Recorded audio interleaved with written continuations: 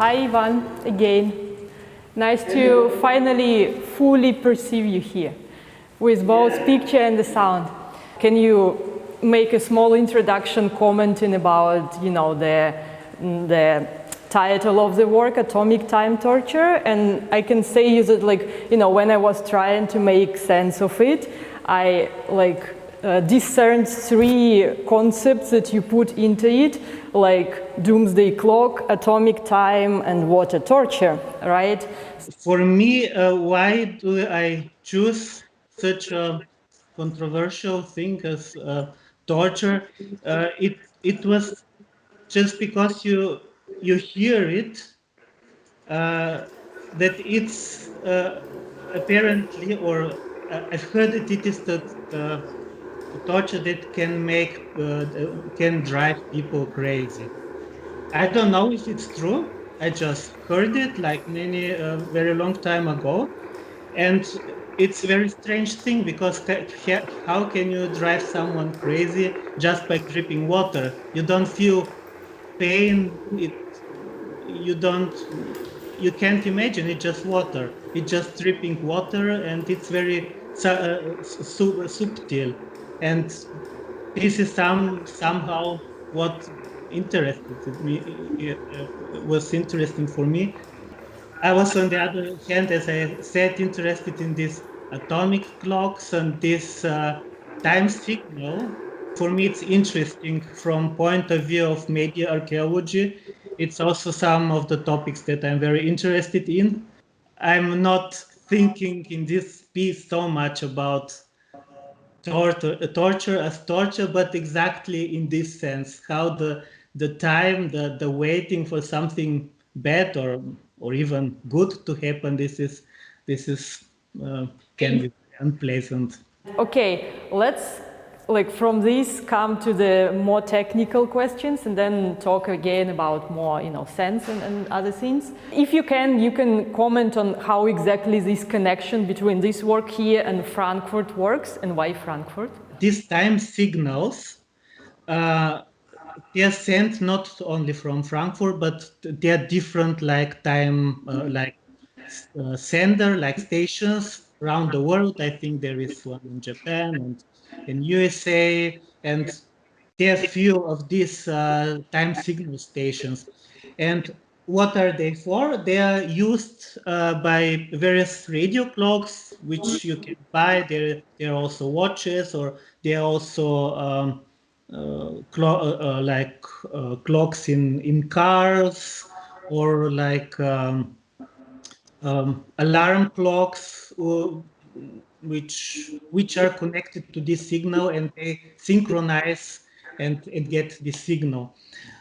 How does it work? This signal is sent over a long wave transmission, as I said, very old technology, and it's you can understand, imagine this as just the audio signal which you also hear in the installation. It's just sound, and these radio clocks, they have some electronics inside, and they receive this signal, and they need some time. They don't know exactly in the moment. Okay, now it's this time. They need few moments to decode this sound, maybe 3-4 minutes, depending on the reception.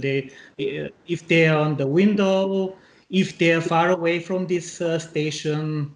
This is how usually it's done. But what I'm doing in this installation, for me, it was interesting to hear this sound, because normally you don't hear it. You have these radio clocks, but there's no way that you can hear it.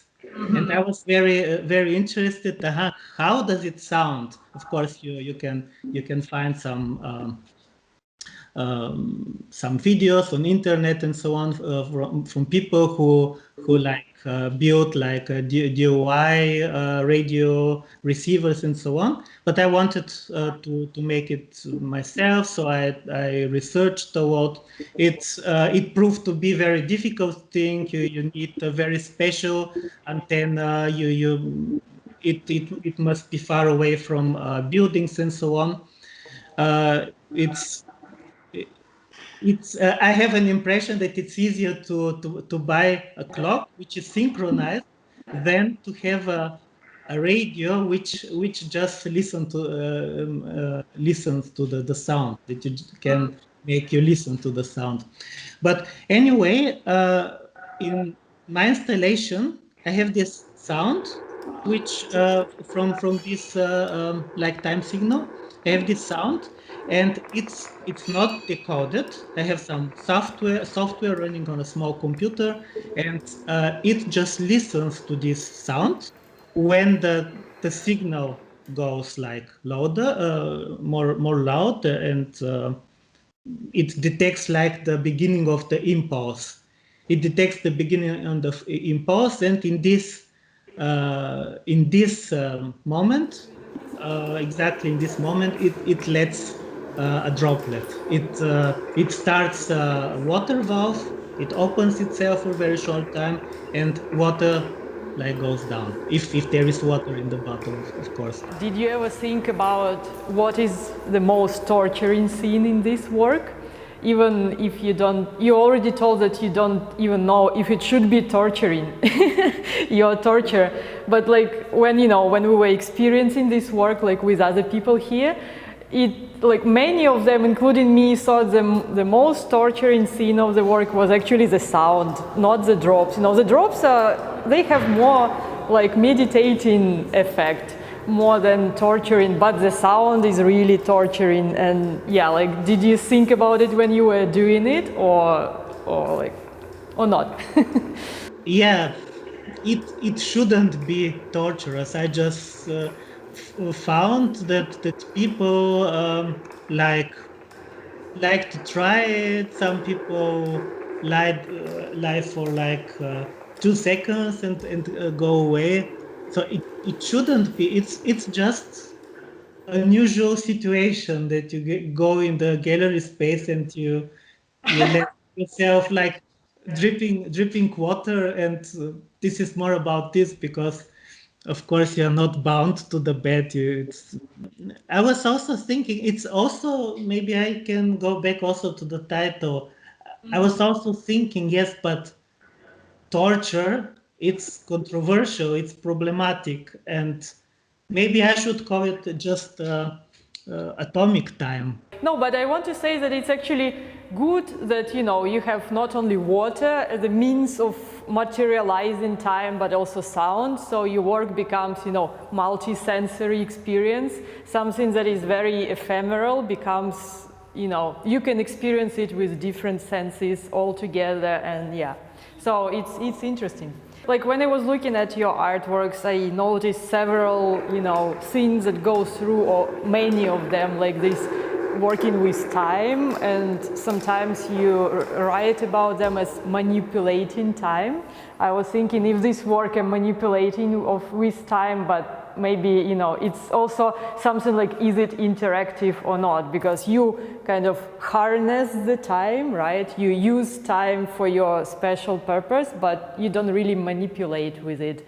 Like there were some other works where it was really more manipulating time, but this one is maybe not. Did you think about it while doing this work?